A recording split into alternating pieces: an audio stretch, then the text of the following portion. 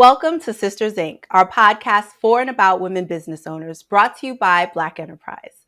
I'm your host, Elisa Gums. Black women are the fastest growing group of entrepreneurs in America. And on every episode of Sisters Inc., we'll sit down with one successful CEO and share how she slays the challenges of being a Black woman in business. Today's episode is all about building a business with your spouse. We're chatting with Monique Wilsondebriano, who, along with her husband, founded Charleston Gourmet Burger Co., a burger marinade and sauce that turned ordinary burgers into an extraordinary experience. Welcome to Sisters Inc., Monique, and thanks so much for sitting down with us. Thank you so much for having me. I'm so excited to be here. You have called Charleston Gourmet Burger an accidental business because you didn't set out to start one.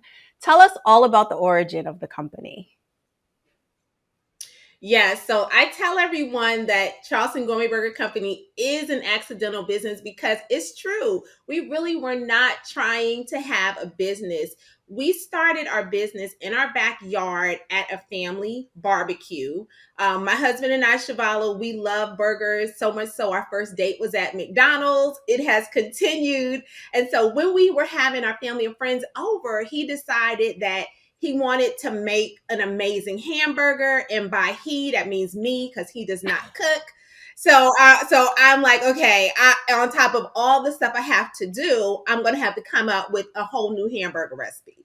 And so we worked together on the recipe, came up with a concoction, and the idea was to serve it we'll test it. And if we liked it, then we would serve it to our guests, which we had almost 100 people that year coming to our house. And so what happens, you guys have had parties before we knew it, we looked out the window, people are coming down our driveway. And I just said to Shavala, serve it. If they hate it, they can eat something else, because we had a ton of other options there. And so we served it and just forgot about it. And next thing you know, my mother stops me and she's like, look at the grill. And we had about 30 people at the grill standing there making conversation with their plates and just waiting for these hamburgers.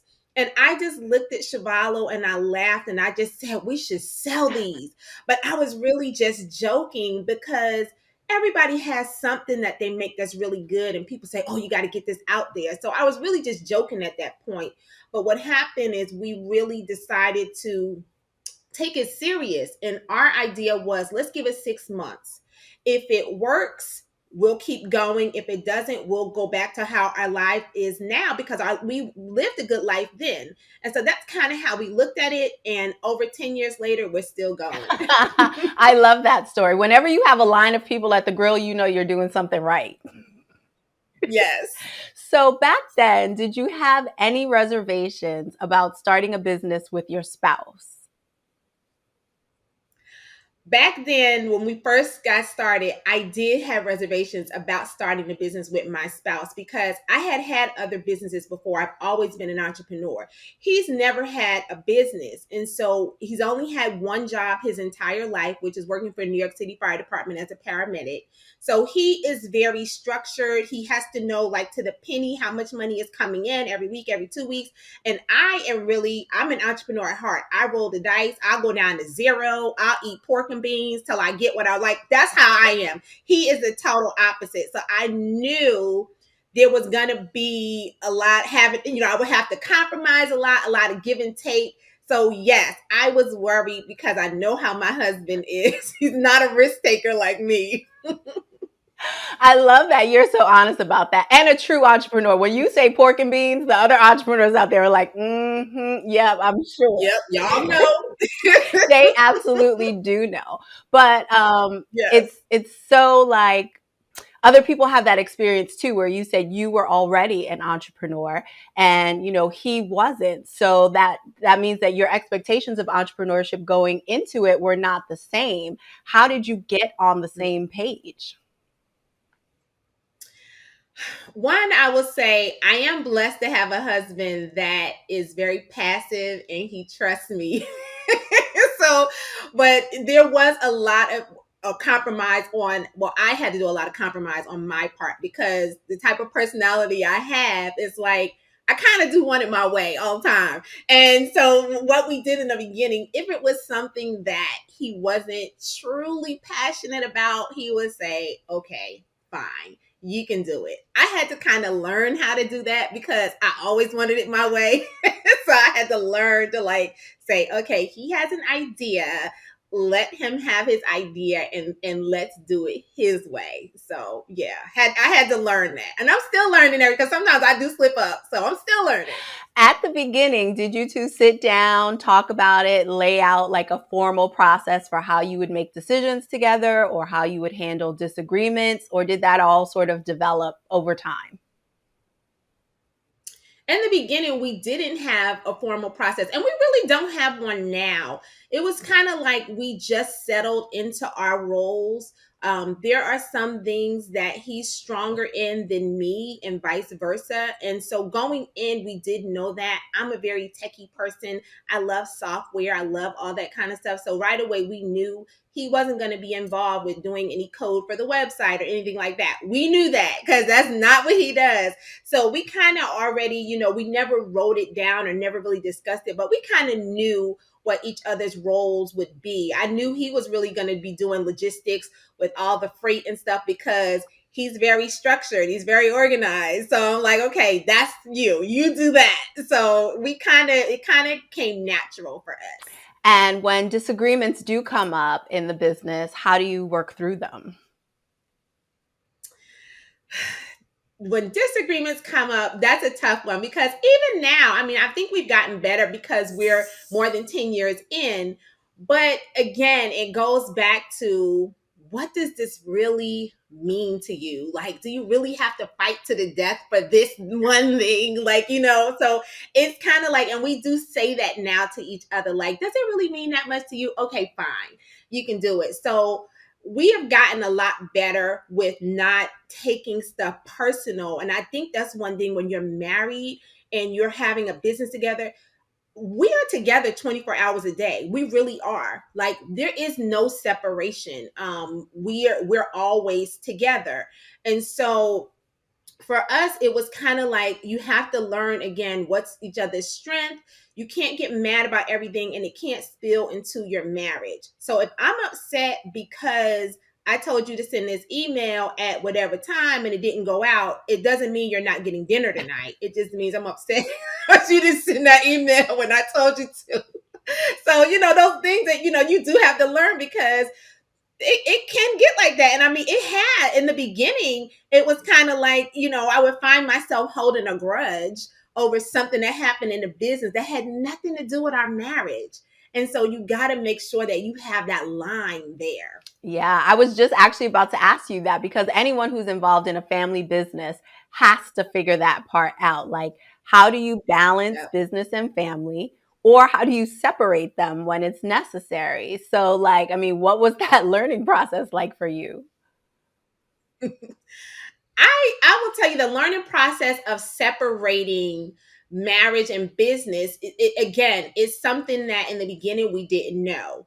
So I would catch myself sometime, not really him because he's not really a grudge holder. He's very, very passive, and I'm blessed to have that type of spouse. But really, it was really me. Like, I would find myself like being short or something because of something that happened way in the morning that he's not even thinking about. And so I really had to like condition myself to say, girl, like, he's not even thinking about that. It's not that important. It has nothing to do with the marriage. Like, business hours are off. So you have to really just be intentional and not, and again, if you're upset over something, you're upset at the issue. It's not his character. It's nothing else. It's the issue. It's whatever you're upset over. And it took me time to learn that because I didn't learn that in the beginning, and I would catch myself doing little things. So it's just being intentional. Yes, absolutely. When you look back on this journey, you mentioned you're more than 10 years in now. You started out, in your own backyard, literally making burgers for people and then to farmers markets. And now you're sold, at some of the biggest retailers on the planet. What has that journey Mhm. been like for you building the business to where you are now?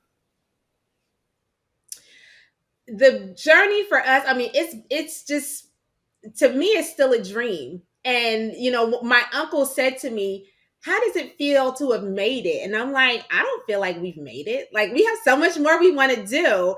And I mean, I can remember when we first started and we had our first farmers market. We hadn't even done the market yet, and we were just laying on our bed and looking up at the ceiling, and we were just shouting out different stores that we wanted to be in, and we were just naming them and just dreaming together, and to now have accomplished that and so much more. It feels so good. And it's still, for us, sometimes we can just pinch ourselves that this is really happening. Like, this is our reality. We really made it happen. So for us, it never gets old. It never gets old. We're so appreciative and we're so thankful for every opportunity. I love that story about you two laying on the bed and just looking up, because so often you Yeah. hear about, the work that goes into it and couples working together, but you don't hear about couples dreaming together. Is that sort of like an intentional thing between you, or is it just the way you are? We are, I always say he's my human, and we say that about each other because we do dream together and we're always on one accord. So I love, even if we are disagreeing, it's just for a matter of time because we know what the goal is. So for us, it's like I say, one beat, one sound. We're moving as one together for that goal. So for Shavalo and I, it comes natural for us to work together, to dream together. It just works. It just works. That's why I say he's my human. You just said that there is so much more still for you to do. So what's next for Charleston Gourmet Burger? So we are looking at plant-based options. We get emails all the time. Our customers are always asking us about it. So that's something that we're really being intentional about. We have a lot of customers that have a spicy palate. I don't really like spicy food, so that's why the products we have now are not spicy, but the customers have been asking for it. So we've been working really hard on developing some new flavors, some new sauces. So you'll be seeing a lot of new products roll out from Charleston Gourmet Burger Company. As we talk about your expansion plans, can you share with us how working with major retailers like Amazon has helped you grow your business? Working with Amazon has been a blessing because, when I think about, sometimes when I go in and I'll look at where we are shipping these products to, a lot of these places I've never been. Some of the places I've never heard of. And to think that an idea, a product, our recipe is going out to thousands of people, across the country and sometimes internationally. It baffles me. Like, is this really happening? It is really a dream come true for us, and I'm so thankful to Amazon because what they do, we couldn't have done. We can't do this on our own. There's no way we can ship that product out that efficiently, as quickly as they get it out to the customers all over the world, and we're just so thankful for it. You and your husband also went through their Black Business Accelerator. What did you take away from that has helped you with the business? So when we came to Amazon, it was a totally new platform. We had no idea how to navigate it. And I'm so thankful for the Black Business Accelerator because they literally took us by the hand. We had calls every 2 weeks with them showing us how to list the product, how to make it look better, how to really, get out there and be able to go against those, competitors and end up getting the sale, and just navigating it, advertising, all of that stuff. We didn't know how to do it. And now when I look at where we are now to when we started, we have learned so much. We have learned so much from being in that accelerator. It has just been it's worth it. I'm always telling everybody, you're not part of the Black Business Accelerator. You gotta sign up because it's just all that. It's been so helpful to us, and we're so thankful. One of the things that I was so excited about as I was learning about you is how much of what you've learned you're sharing with others. You and your husband also founded Recipe for Retail, where you help chefs, Mhm. home cooks, and foodies turn their recipes into retail products. I think that's such a great resource, especially for our community, because we have so many amazing home cooks who don't know how to take what they're doing from the kitchen to store shelves. Tell us about that business. So, Recipe for Retail, we started that really out of a need because when we started, we looked for a program like this. We wanted to get in a program like this to teach us how to do it, and we couldn't find anything. And so we get emails, we get calls, we get DMs on Instagram of people saying, "How are y'all doing this? I have my grandmother's sweet potato pie that I would love to get out there. I would love to honor my mother." And so Shavalu and I just sat down and said, okay, we know how to do this. We've made connections with the retailers. Let's put a program together and show people exactly how to do it. And so Recipe for Retail takes you all the way from idea. So you can just literally have a recipe. You don't even need to know how to cook. You don't have to be a chef, nothing. We will take that recipe, your idea, and help you work with a manufacturer, which we give you the list of manufacturers. We tell you all your certifications, insurance, packaging, anything you need to be in a retail store, we're going to teach you how to do. And we also share with you our templates. So those same pitch decks that I use to get into some of the biggest retailers in the country, we give those to our students. So that way we know you're going to go in there and get that yes, and you're going to be polished, and you're going to be able to start building that generational wealth for your And family. that's all the stuff that you guys had to learn the hard way, right?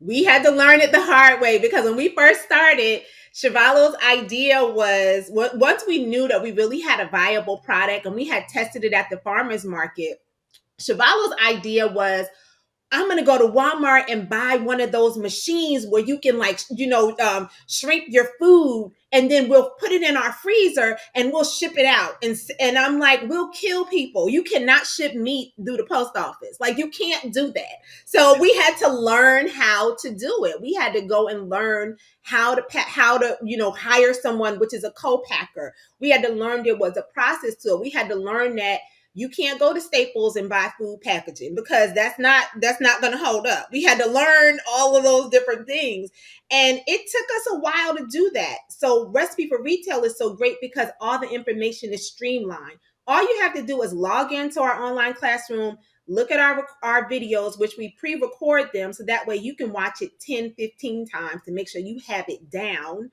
That way, you have the whole process. So it's streamlined. You don't have to, once you're working with us, you don't have to Google for information because everything is inside our platform. But a new thing that we added that I'll tell you quickly is we also have invested in credit repair software because a lot of people in our community, we don't talk about finances. We don't talk about credit. We don't get a lot of that stuff at home. So some of the people coming into the program, they have bad credit. So when they're done with our program and they want to get a small business loan, they can't get it. So we have a DIY service. They log into their portal. It teaches them about a budget, about cleaning up your credit, how to maintain your credit. And then we have another portal you can log into that teaches you how to set up your business credit. So again, you're separating your business and your personal credit. And that way you have all the pieces when you finish Recipe for Retail.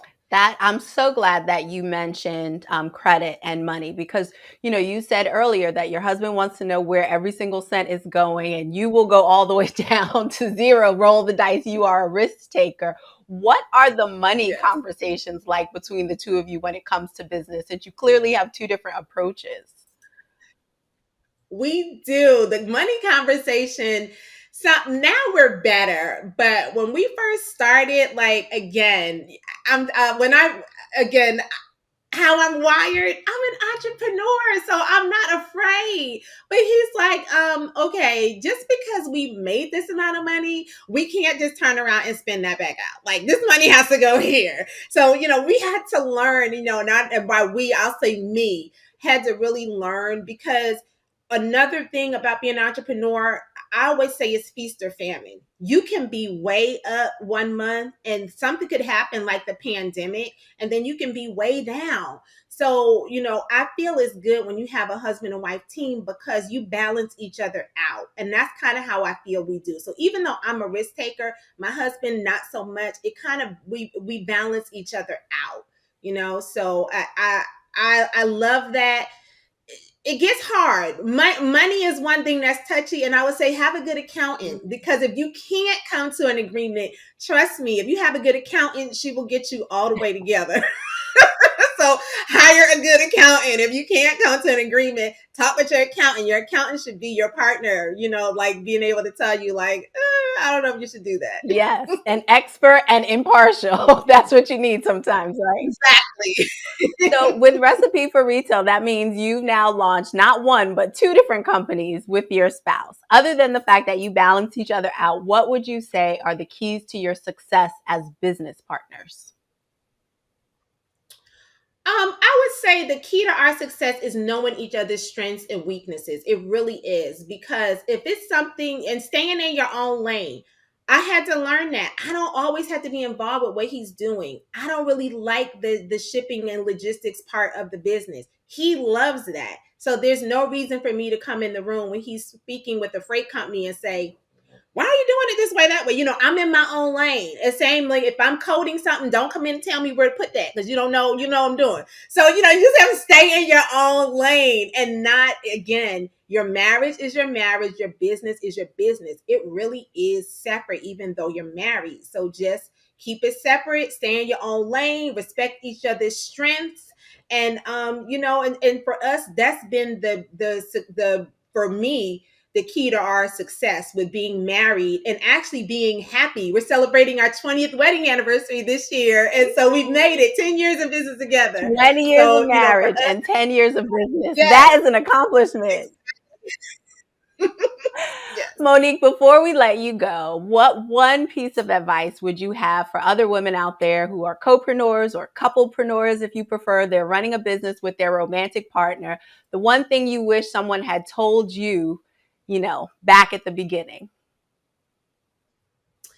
The one thing I wish someone had told me was that every day is not going to be fun, because sometimes you often see couples and people may look at us and think every day like must be sunshine, but it's not. And like on those stressful days, again, because you are going to have stressful days, things are going to go wrong.